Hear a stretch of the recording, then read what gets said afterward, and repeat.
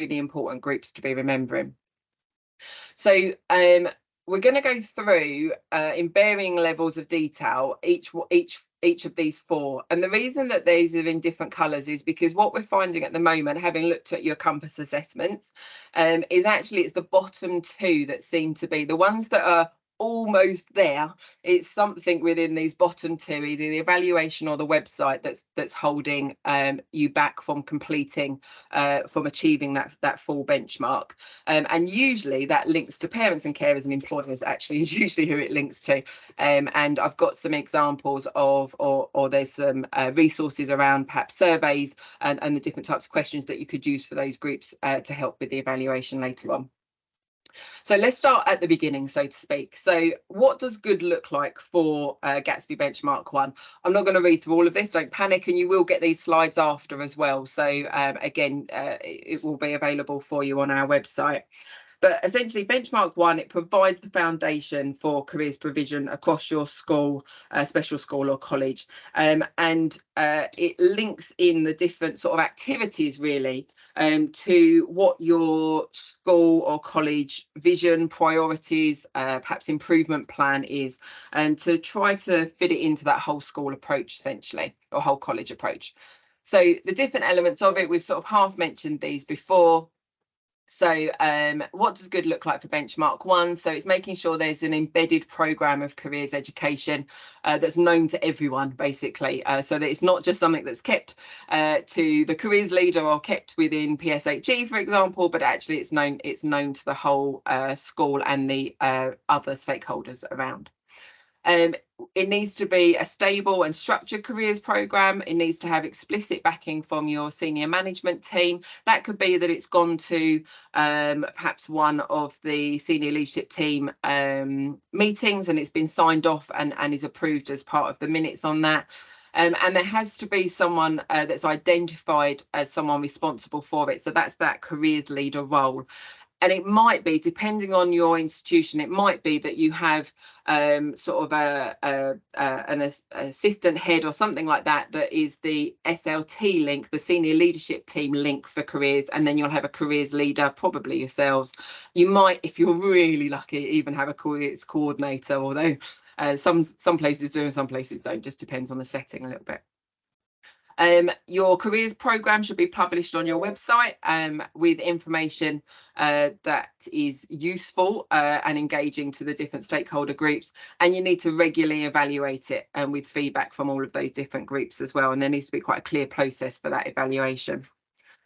So let's go through. So let's start with our strategy. What does our careers strategy look like, and what usually are the elements of a strategy? Now, in your setting, the chances are you already have something there around a career strategy, or indeed you have a template that your setting says that you have to use.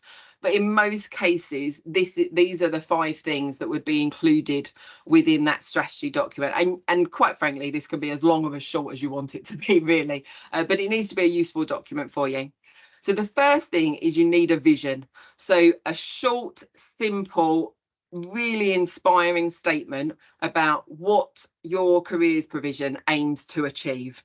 So and quite, that's the bit that a lot of people get stuck on. So if you're really stuck as to what that could look like, then I would suggest a good starting point is look at your school or college's vision statement, and it will probably reflect that in some way, or perhaps the improvement plan vision or statement as well. But essentially it reflects what you ultimately want your students to be. So a couple of examples could be all students will achieve their true potential whilst being fully prepared for their transition into the ever-changing world of work. That was one that I've seen on an example. Another example that I've seen is our vision is to support, engage and enable learners to build confidence, resilience and motivation in order to achieve their full potential and to develop their talents so they can fulfill their ambitions. So really inspiring and aspirational, really, I suppose. But that is what you ultimately are trying to achieve. Essentially, young people being able to fulfill their ambitions and what they can in the big wide world. So you need that one statement. This is the big dream statement, essentially. Then what you will probably do, and the next two can be done interchangeably really, but then what you will probably do is actually have a look at the covered evidence that you've got. So do a review basically based on that evidence of what your current provision is like and the impact that perhaps it's been having, if indeed you know that. So for example, the different types of evidence you could look at. What's your compass evaluation telling you at the moment? Are there obviously priority benchmarks within that you need to look at? What's your destination measure, your destination data looking like? And the destination measures is a sustained destination. So that's usually quite a good one to go from. And the last slide has the link to where you can find that quite easily. What's your labour market information? So locally, do you know what your growth sectors are? Do you know what your top key sectors are? And actually, Isabel in our team has just completed some district labour market information posters that you can use around your setting. So your enterprise coordinators will be sending you links to those soon. And they have key sectors on them, so you can pick them out, so you'll be able to see in your district sort of what those key sectors are. Have you had any evaluation or feedback from your current provision? You might not have done, and that's fine. But if you have, what does that look like? You might want to do a SWOT or a SOAR analysis. So SWOT being strengths, weaknesses, opportunities, threats, and SOAR being, I always see it as a slightly more positive viewpoint of strengths, opportunities, aspirations, and results. So you might want to do one of those just to sort of see where you are in the context as well of kind of your setting and of the local area as well. A future skills questionnaire for schools, sorry, colleges it's not available yet, but for future skills questionnaire, great point to perhaps do with your year sevens, perhaps the transition one for year sevens for the future skills questionnaire. You'll be able to see what their current thoughts are and understanding around different career elements and progression elements, so you can see where the gaps are to see what you need to fill in. Likewise, if you can't do it year sevens, you could do it with year nines, year 11s, or even in your sixth form as well. And there's also a send version of that as well. So that's a great analysis tool, because you actually are really getting the feedback from the students on that. It might be that you've got feedback from your different employer relationships, or you might just want to look at what employer relationships you have. And if you don't particularly have any good ones that are sort of sustained and are ongoing, then that could be something that you might want to look at for one of your objectives. And I'm literally going to say the word and then move on from it, but your Ofsted inspection could also be something to look at as well. We're moving on from that though, because no one wants to talk about Ofsted. So you've figured out where you are. You've figured out, hopefully, what your good, bads and uglies and everything else around that is. You've figured out your unknowns as well, because from that analysis, the chances are there's going to be a lot of unknowns coming out of that too, which is a good thing. Don't think that's a bad thing. That's a really good thing. So then once we've got that, we've figured out our vision, we've figured out our current position, and potentially also seen how that looks in comparison to maybe district data or regional data, which particularly for destinations you can look into. Then what we're going to do is look for our objectives. So these are essentially through our strategy or through our policy, what are we trying to solve? So what holes perhaps have we seen, or what areas do we want to progress further on? Or what areas through would link really nicely back into perhaps the school or college improvement plan, so that we can really sort of see that golden thread running through as a whole school. Normally you wouldn't have more than 5. You can have more, no one's going to question you, but remember that you've also got to try and achieve this, so any more than that is probably going to be a bit too big. So 3 to 5 is normally the norm on that. Do base it on that evidence review that you've done, and try and make it, I realise in education, smart is a far too overused term, but nonetheless, try and make them as smart as you can. Just to give you a couple of examples that I've seen on these. So some examples of objectives that you might want to include are perhaps promote and increase careers education in the curriculum across all year groups. Maybe develop a programme of encounters to meet individual needs by creating a network of employer and education providers in your local area. It might be that you want to provide each student with an opportunity to receive personal guidance if you're not quite meeting benchmark 8 at the moment.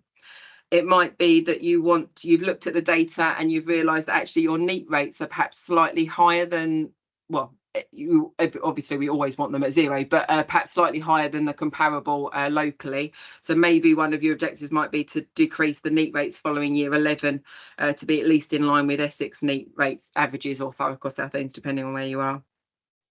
It might be to raise aspirations to study a STEM subject post 16, and because you've looked at your local labour market information, and actually a lot of the growth sectors are STEM based, so you might be that you want to look into that. It might be, and we're seeing this a lot, that schools in particular have got a sort of whole school vision or objectives around parental engagement. So you might want to link into that to make it so that you're linking in your careers programme with a parental engagement strategy. What else have I got in here? Achieve all 8 Gatsby benchmarks. That would be a lovely one if that was on there for us. So do put that one down. So you can kind of make it as specific or sort of as KPI, I suppose, driven as you want to. So you'll have your then up to sort of 5 objectives from that, and hopefully that's some examples that we've given you there. In developing those bits there, particularly your vision and your objectives, what I would say is it's really important to remember that there's no way you'll be able to do that in isolation. Well, you probably could, but it's not necessarily going to be that useful to you or anyone else within the school. So you really do need to have that conversation with perhaps your SLT lead or the head teacher, principal, maybe your SEND coordinator, or perhaps you might have a PSHE or anyone like that, anyone that's got anything to do with this. You do want to be linking in with them and just running up your ideas past them to make sure that they stick essentially after you've been developed. So once you've done your objectives, you then need to think about your evaluation plan. So you've got your objectives, how you're going to measure your progress against those objectives, and that's basically what that evaluation plan is. So who's going to be involved, how are you going to do it, and how often are you going to review that as well. Now, as the careers lead, that you'll be reviewing this relatively regularly, but in terms of sort of really reviewing at that objective level, the chances are you'll probably be doing it maybe once an academic year, because these strategies tend to be usually 3 years. They can be reviewed more often, but they're usually sort of 3-year strategies. But the evaluation is, I've got my 3 objectives. How am I going to evaluate that I'm making progress? And therefore, what data do I need now and to be monitoring against? So, for example, if one of your objectives maybe was to perhaps develop, so one of them could be develop a robust method for tracking learner destinations 3 years post year 11, your evaluation plan, you'll need to know where you are now. Perhaps you need to know how many you've tracked so far, the methods that you've done to use that. You're then perhaps how many people are using, say, Compass Plus if you're in a school to be able to track those, what methods have you got? So, and then how are you showing that you're increasing those records year on year? Then finally, and this feels like I've just said a lot, that could all be done in a page, but it might not be, but it could be. But the roles and responsibilities then is essentially a who's responsible for what. And there's guidance around this. So there's guidance, and I've put the link on the last slide to sort of the guidance for governors and what they should be responsible for, what the perhaps head teacher is responsible for, or principal, what your careers leader, SLT is responsible for, other educational staff, what you'd want them to be responsible for. And then important to remember that strategy has to be signed off as part of benchmark 1 by both the senior leadership team and by governors. So you need that signed off by both of those, which in my mind is an excellent opportunity for you to go in and speak to your SLT and your governors and say, careers is amazing, we can make a huge difference, this is how, now I need all your support. So in my mind, actually having to do that sign off is a really great thing. before I go on to the next bit, are there any questions around that? So you'll get all these slides and everything, but is there any questions initially that anyone's got? No. However, the smiles seem to have died down, which is slightly worrying.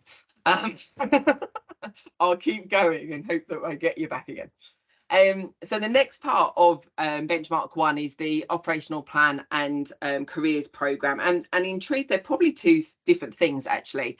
So your operational plan is taking the objectives that you've set in your strategy, and then figure that's the what we want to achieve, or what we want to do, or what we want to solve, and then the operational plan is then, well, how are we going to do it? What actions are we going to take, basically?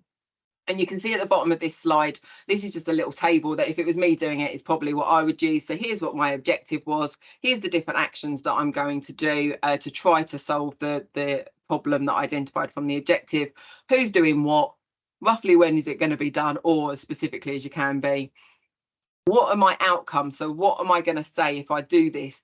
This is a good thing. Like this is a sort of, what does success look like? And then just a progress column so you can keep a track of everything that you're doing. Probably more for yourself than anything else. So, for example, if your objective is to raise aspirations to study a STEM subject post-16 to support the local labour market supply, some actions that you might take, and this will be based on your data and also knowing your setting as well, of course. So I can sit here saying, oh, we can do these 20 things, but you might know that in my setting that's never going to happen. So it's part of your setting and the culture within that too. But for that, some of my actions might be a CPD event for STEM staff, around careers pathways that are available locally. It might be to pilot an employer-led project in one of the STEM subjects. It might be to do the future skills questionnaire with my year 7s and year 9s, so that I can see, because as part of that questionnaire it asks you the different industries that they're aware of and their levels of knowledge on that, so you can see the ones that are specifically linked to STEM, if actually that's moving on, or where your sort of starting point is. It might be that you'll ask your PAL providers, so they're your local vocational and technical training providers, to particularly highlight the STEM courses that they do.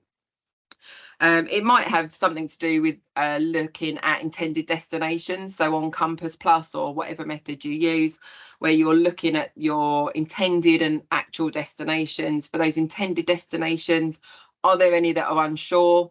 And how do we perhaps try and put some STEM related activities in there where appropriate, of course.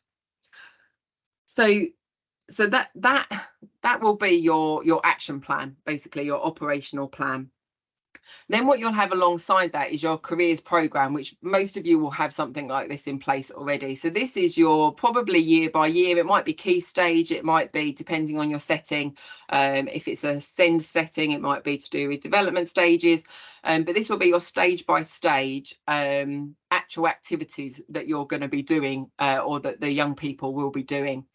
And sort of that program breakdown. And what that allows you to do is go through that program, and then you can check off to sort of make sure, right, well, am I meeting what I need to meet for the provider access legislation? Am I meeting my Gatsby benchmarks, the ones that are relevant to what the learners are specifically doing through this? So you can really sort of lay out your plan and think about who are my delivery partners. So who can I get in to help support with this, whether it's ourselves as the Careers Hub, whether it's ASK, whether it's DWP for schools, STEM ambassadors, and the wealth of other providers that are out there. Make happen. And who are we going to get? And in case you don't already have some sort of visual for that careers program, the Careers and Enterprise Company do have, you can see over here on the side of the slide, they have like a really nice little roadmap that is a template that you can use, and it reflects different year groups. So there's one from year, I think, 5 to 13, 7 to 11, and so depending on your setting you can find the one that you're after. But it's a really nice visual, and that will be a lovely visual to put on your website as well as a display of what your careers program is. Don't have to use it, of course, but if there's something there to save you having to do half the work, then it always seems like a good plan to me. Caroline, I can see you nodding. You're obviously on the same wavelength. So that's brilliant. So then we have our evaluation, and those of you that know me will know that I'm a data geek. So evaluation to me is fantastic. And for me, the point of evaluating and why it's so important is to show to improve the effectiveness of your careers program, to inform that sort of continuous improvement of it as well. But also, I know in many settings that we really need to raise the profile of careers to show the amazing work that you're doing and the amazing potential impact that it can be having. So that evaluation really helps to demonstrate what you're doing to support learner outcomes in various different formats. So sort of see it as a way of really banging the drum for careers in your setting as well. So before you all nod off on me, another quick question for you to pop some bits into the chat for me. What methods or data could we be using to evaluate our career strategy and operational plan? So to show that we are meeting those objectives that we've set out for ourselves, what types of methods or data could we be using? Pop in as many as you either use already or could think of or don't want to think of. Oh, Compass, first one. Yeah, good. Right, we've got Compass, we've got student surveys, RAG rating, brilliant one. Got destinations, perfect. Student voice, yes. And in most settings, although these are the opportunity for student surveys, there's usually some sort of student council or something around that as well, isn't there, that you could be using to get some of that student voice from.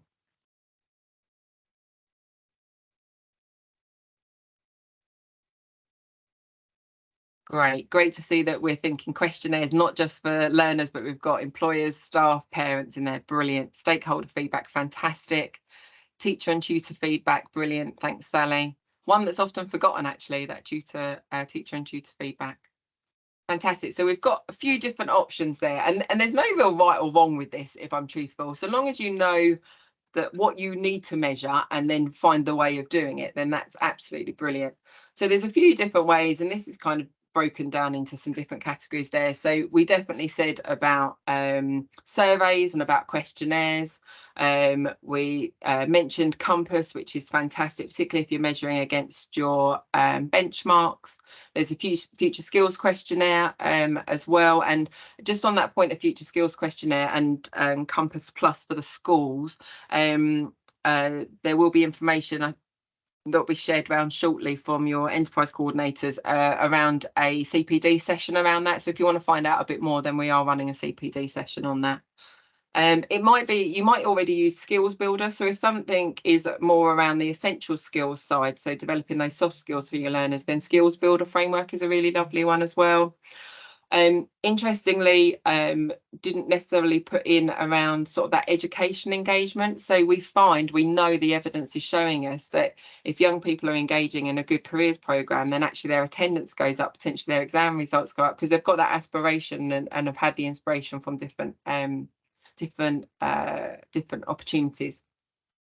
Destinations was said, which is fantastic. And of course, you have still got that initial feedback from activities as well. So that could be polls, post-it notes, questionnaires, that sort of thing.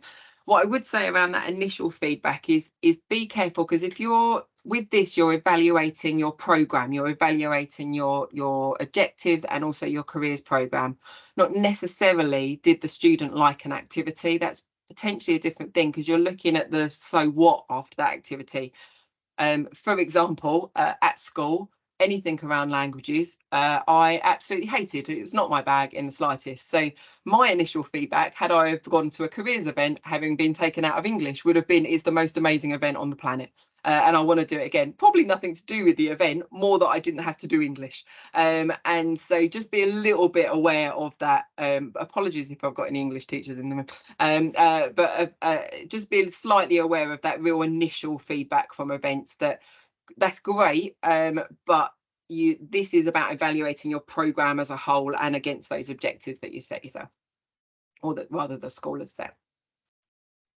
The last part is about your website. So this is about the communication. So all those things that you've just pulled together, so your strategy, your operational plan, your careers program, the evaluation methods, all of that, then in not necessarily in that exact same format, but all of that now needs to be communicated with everyone. And it doesn't have to be in the same format that you've written it in, because remember, there's different audiences that will need different bits of information out of it. But it does, however, need to be on your school or college website. So this is from the statutory guidance, and this is a must in the statutory guidance. So for those of you that love reading a bit of statutory guidance, you usually have musts and shoulds. Must means you really, really do have to do it. Should means you've got to have a really good reason why you're not. This is a must. You have to do this, okay, as part of the statutory guidance. So as a minimum, your website should have these 5 things. So it needs to have the name, email address, and phone number of your careers leader. So that's the person with overall responsibility in your school or college for careers. It has to have a summary of the careers program. Now, that doesn't mean you have to put your whole program on there. It means that you can put a summary on there. And that's where that really nice like roadmap diagram potentially could come into that. It might also be that you want to, some schools put on there with that careers program sort of how they are looking at the different benchmarks and how that interlinks with the different year groups as well. Great one, that, if you're expecting an Ofsted inspection anytime soon, because essentially the questions they'll ask you are on your website. So that kind of helps a little bit with that one. You will definitely want your vision and objectives, definitely your vision on there, but potentially your objectives on there as well, as sort of this is what we're focusing on over the next few years. You have to have how your school or college is going to measure and assess the impact of your careers programs. That's that evaluation piece. So how do you know it's good and that it's making a positive impact for your young people? You have to have the date of when the careers strategy and plan and program is going to be reviewed. So you have to have the next date of review on that. And for schools only, you also have to have your provider access statement. If you haven't got that already, then there is a template for that on the strategic doc and the statutory requirements document, which there's a link to on the last page. So those are your bare minimum of what you need on your website. You can also put on our website, there's a list of other things that you could put on there. So things like local labour market information, fantastic for benchmark 2 to communicate to parents what the local labour market's like. It might be that you also want to put on there perhaps links to different how subjects link into the different curriculum areas as well. There's a really lovely, it's one of the South End schools that actually in each of their subject areas on their website, they have some resources about how that subject links into their careers, which is fantastic for sort of linking it into the curriculum. So there could be other things that you put on there as well, but those 5 things there are the bare minimum. They are the musts that have to go on. 3 other tips for you, really. One is, if on your website it takes more than 3 clicks to get to your careers page, it's too many. No one is going to look further than 3 clicks. So make sure that it's less than that. And if it's not less than that, then go to whoever your webmaster is in your school and ask them to put it front and center on your website. The other one is, and I did say I wouldn't mention Ofsted again, but I've now mentioned it twice since saying I wouldn't mention it again. So that's not very good, is it? So we know, not just locally, but across the country, that Ofsted use your web page as the window to careers in your school or college. So make sure that the information you want Ofsted to have and show off as much as is possible, i.e. we've done this activity, we've done this, here's an employer that's been involved, like really showcase what you do through that web page, because Ofsted will look at it and they will base their questions for you on that. So really make sure that it showcases what you do. And finally, and we also know this from speaking to employers, that a lot of employers actively want to engage with you, and they will look on your website to see how they can do that. So make it as clear and obvious as is possible for the employers that if they want to get involved with your careers provision, here's who to call, or here's a contact form for you to fill in, or however it is, here's some activities you might want to get involved in that are coming up. Just make it as obvious as you can, because employers do really want to engage with you, and we are quite often told that they go on the website and they just can't figure out where to find the information, or indeed they speak to your amazing receptionist who do a fantastic job and can't get through the front door. And so if it's easy to find on your website, then that'll be really helpful for the employers, which of course is one of the key things that we're all after getting more for. I'm not going through all of these resources, but just to say that for all of those things, there is a resource, a template, a guide, perhaps a video to talk you through it. There is something for everyone. If you are starting from complete scratch, or indeed you really want to, perhaps you're starting in terms of this the first time you're developing a strategy, then the Careers and Enterprise Company Benchmark 1 modules, the 3 modules that are on there, are really fantastic. They're sort of a template to talk you through, and then a little video webinar to go through it with you. So they are amazing. So would highly recommend them. And there's links to the other graphics that I've mentioned, and strategy planning template as well that's on there as well. So don't think you need to start from scratch on this. You really, really don't. There is bits on there. Also, pretty much everything I've just covered, and this is the same for all of the benchmarks, on the Careers Hub website, there is a web page for each one of the Gatsby benchmarks with resources, with local ideas, with local providers on there. So, and there's one for benchmark 1 on there as well. So pretty much everything that I've just said is on there too. And finally, and apologies, Charlotte, I know I've overrun. I promised 30 minutes and I haven't done it, so sorry. Apologies, Anthony, I've eked into your time. And the last thing for me, though, is do speak to your enterprise coordinators. And if you're a new school and haven't been assigned your enterprise coordinator yet, then speak to myself or Charlotte, like speak to us. Because we can then look, if this is an area that you feel that you need support on, or that you want to work on any elements of this, then we can try and find, or we can find an enterprise advisor. They're our business consultants, our business volunteers that can really help you to look and see how you can achieve benchmark 1, or indeed anything else actually, but benchmark 1 with us. So don't think that you're on this on your own. If you need any help, any support at all, then do let us know, and then we can come out to you and support you in whatever element of it is that you need. Oh, any questions, thought, queries? Thank you for people putting the bits in the chat there as well. I've stunned you all into silence. Charlotte, I'm not sure if that's good, bad, or what that is, but I'll take it at least. I'll stop sharing my screen. Right, thank you very much, Hyla. There's a lot, if you didn't notice, there's loads of bits that have popped into the chat there that are helpful. The links to the benchmark pages and where all those resources are on the Careers Hub page.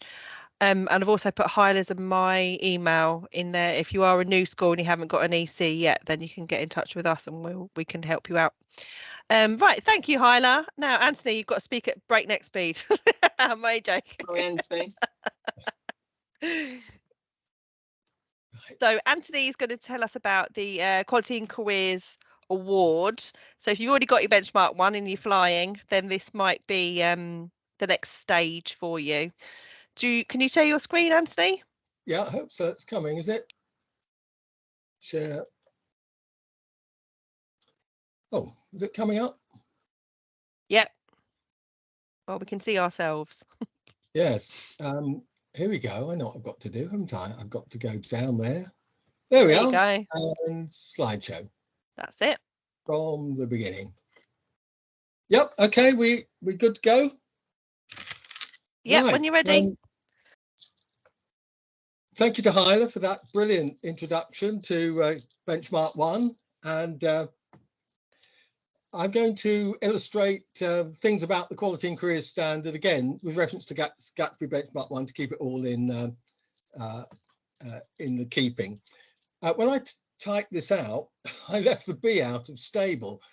That wouldn't do, would it? A stable careers program. I even have a little bit of a problem with the word stable because I think stable can sometimes suggest, you know, just sticking where you are and not carrying on improving, developing. But anyway, we know what we mean by it. Thank you for the invitation. The last time I was invited to Essex, I was presenting certificates for the ROCWA, Recognition of Quality Awards. Some of you will remember that, I'm sure. I'm a professional advisor to the Quality and Careers Consortium, so that needs a bit of unpicking. Professional advisor, so I've written some of the documentation, and I also take part in assessing the awarding bodies. So these are licensed awarding bodies. They're allowed to offer the Quality and Careers standard, to check that they are up to standard and will apply the standard consistently. So that's what I do. The Quality and Careers Consortium, now you may not know this, but NAHT, AOC, the Sixth Form Colleges Association, Careers England, the Career Development Institute, they're all members of the consortium and back it and support it. DFE and Ofsted sometimes send observers, and we also have careers experts like Ryan Gibson, who's seconded to Gatsby on the board. So that's the Careers Consortium that offers the Quality and Careers Standard. Now, some of you may be thinking, well, I'm not quite ready to go for a quality award, but you can access the resources on the Quality and Careers website anyway. So the guide to statutory duties are up there. The guide to the standard shows you what the awarding bodies are looking for when they come to assess your provision in your setting. There's an assessment guide, again, really good to look into that and see some of the definitions and some of the help with how you can do your own self-evaluation as well. I think the case studies are really good. They're from up and down the country. I think it's really good for us not just to be England-centric, but to see what's going on in other parts of the UK as well. And you know, there's always a germ of a good idea in a case study that you think, oh yeah, I could do that. Now, there are 11 awarding bodies for the Quality and Careers Standard, and you may want to sort of suss them all out, check which one seems to offer you the right sort of package. And I think the things you should look for when you're choosing an awarding body to help you achieve the Quality and Careers Standard is, are you getting the right balance of support and challenge? So you want support, and it's really good, you know, some of the things Hyla's mentioned, to have an ear, a sympathetic ear that you can listen to, a sounding board.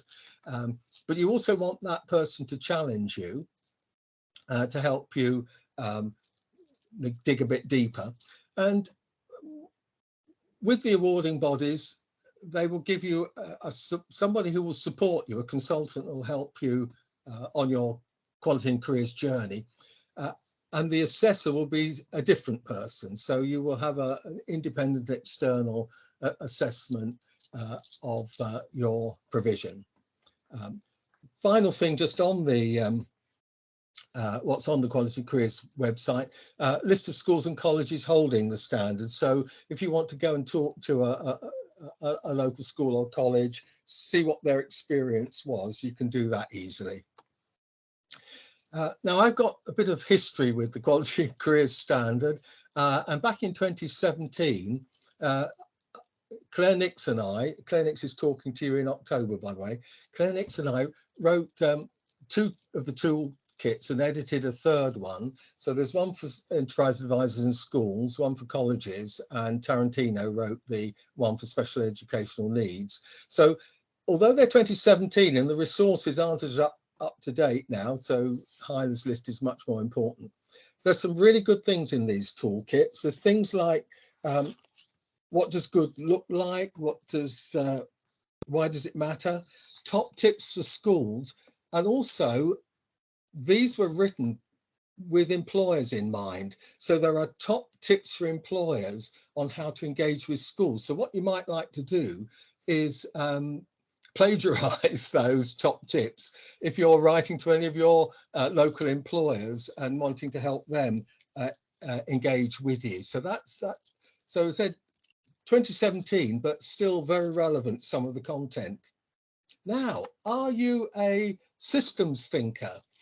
Because one of the things that Claire and I wrote for the Career Matters, the Career Development Institute magazine, is a way of presenting the 8 benchmarks in a systems way.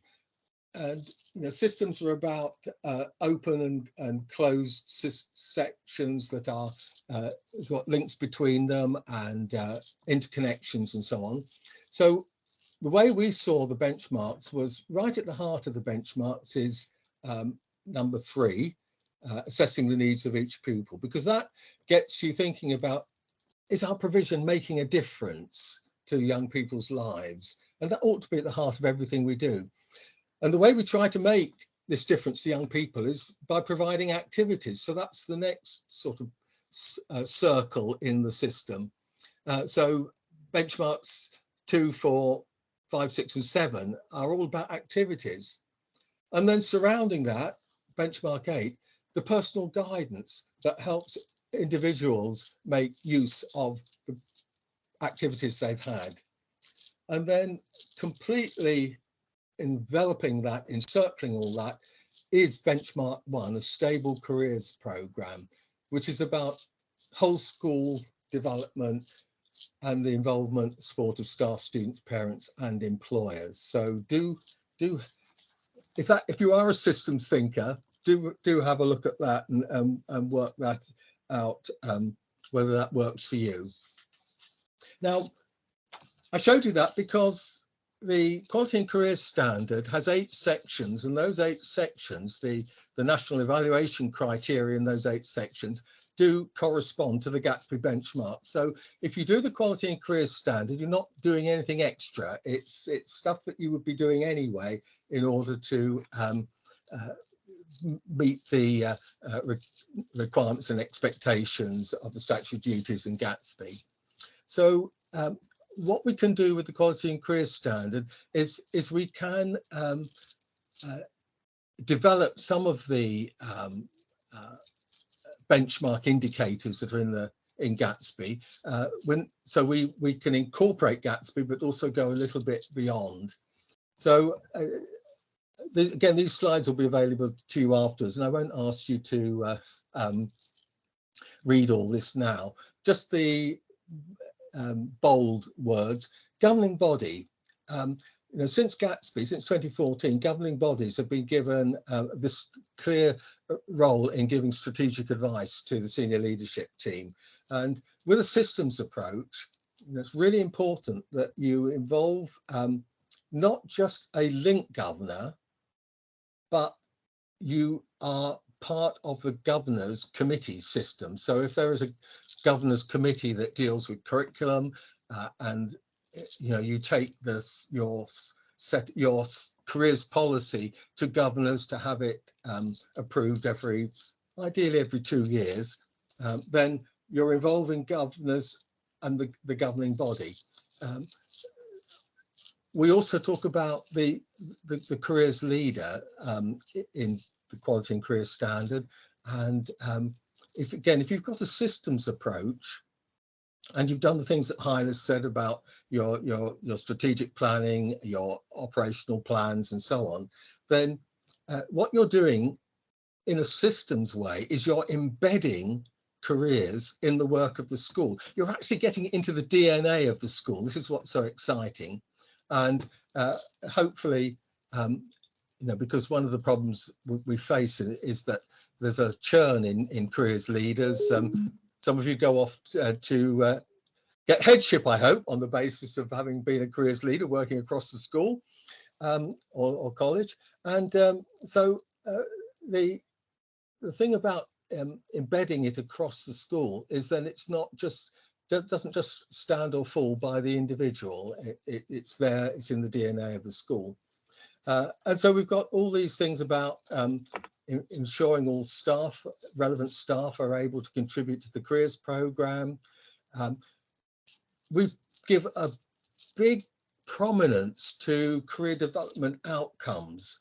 So, Gatsby has got this focus on activities, but again, at the centre of it is the needs of the individual, and we want to see that we're having an impact and making a difference. So we ask schools to and colleges to work with a recognised framework of career development outcomes. And one of the best at the moment is the CDI's career development framework.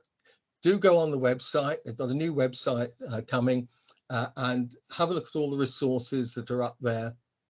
You've got toolkits and guides to how to use those outcomes. So we also, as you would expect, because it's part of Gatsby Benchmark 1, have again this same emphasis on making sure that your online presence enables all the stakeholders to understand what you're doing.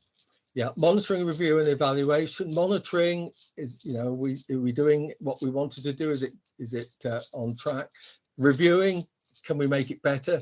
Evaluating, is it worth doing? So that is a really crucial question, isn't it? And involving learners in assessing and meeting their own needs.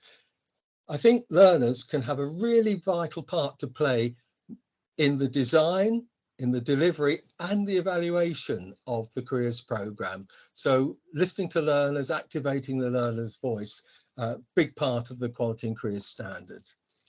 If you've got agreements with a career guidance service, how are you evaluating those, evaluating your contracts? The service you're getting, is it aligned with your strategy?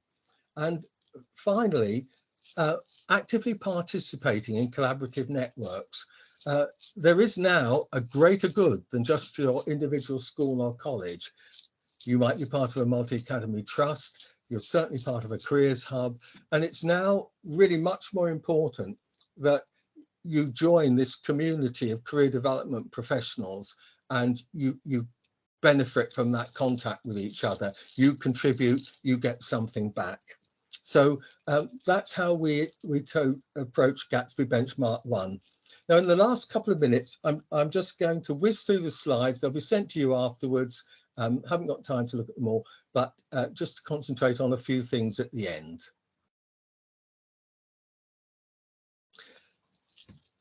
We've spoken a little bit this afternoon about parental engagement. And we really, at the Quality and Careers Standard, we really feel this is an important part of Gatsby Benchmark 1, because Gatsby doesn't explicitly mention this important work with parents, other than involving them in a loose way of informing them. But there's more to that. So parental knowledge and skills, yes, that is the first step, but there's more to be done.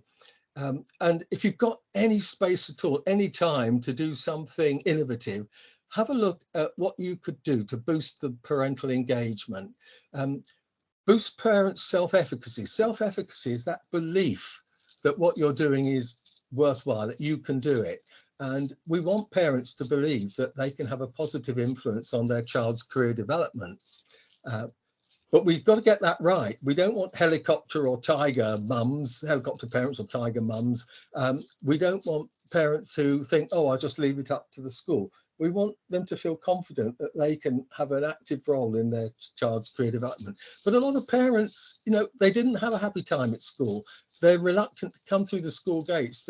You've got to find a way of accessing them and getting them, to come in a small group for a cup of tea, something non-threatening.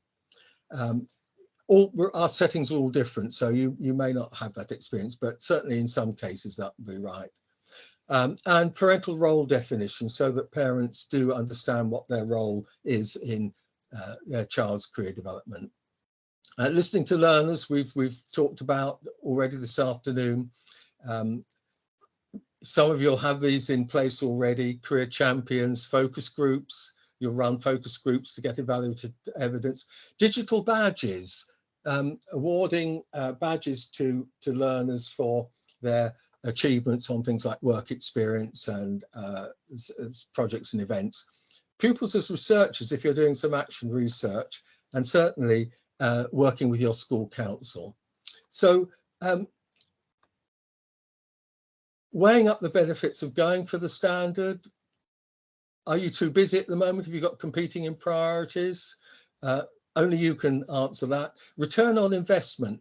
Most people say there is a return on investment. Certainly there's some research evidence that grades, GCSE and A-level grades can be benefited. There's certainly an association there with schools that have got the standard and school results. Good for your personal professional development. If you're a new careers leader, why not go for broke? Get the careers, do the careers leader training and the quality and careers standard, and then you'll really understand what your job's about. Are you able to join in a community of practice? Because if you go for the quality career standard, your awarding body will introduce you to another community of practice. And if you are looking for ways of getting evidence of impact, because we mention Ofsted reluctantly. I think their thematic surveys are good, but it's no good relying on Ofsted to be the proxy evaluator of your careers programme, because they might only come in once every 5 years or so. And so you want to get your own evidence of impact. So if you'd like more information, this is Paul Chubb. He's the director of the board and the key link in the Quality Careers Standard. There's his mobile number and his email. Above there, the Quality Careers virtual event is the series of video clips from the awarding bodies, and you can choose an awarding body. Now, finally, because we've been talking rather a lot at you tonight, looking for something to do tomorrow? This is a wonderful poem by Colin McNaughton, and it just encapsulates everything about careers. And I'll just read you some of the verses along the bottom row there. When I grow up, I would like to be an expert in zoology. When I grow up, I would like to be a typist or a secretary. When I grow up, I would like to be a practitioner of dentistry. When I grow up, I would like to be me. And it's that final verse, isn't it, that sums up that careers is much more than just about paid employment. It's about identity and fulfillment and self-actualization. So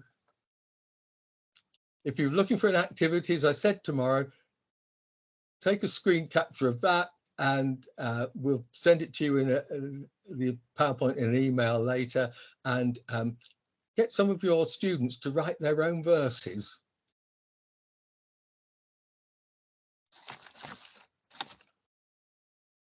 Isn't that lovely? And bang on 5 o'clock. Thank you, Anthony. That's a really nice end.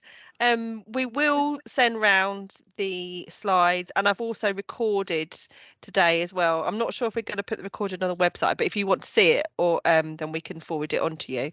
But thank you so much for your talk, Anthony, and also Hyla for your presentations.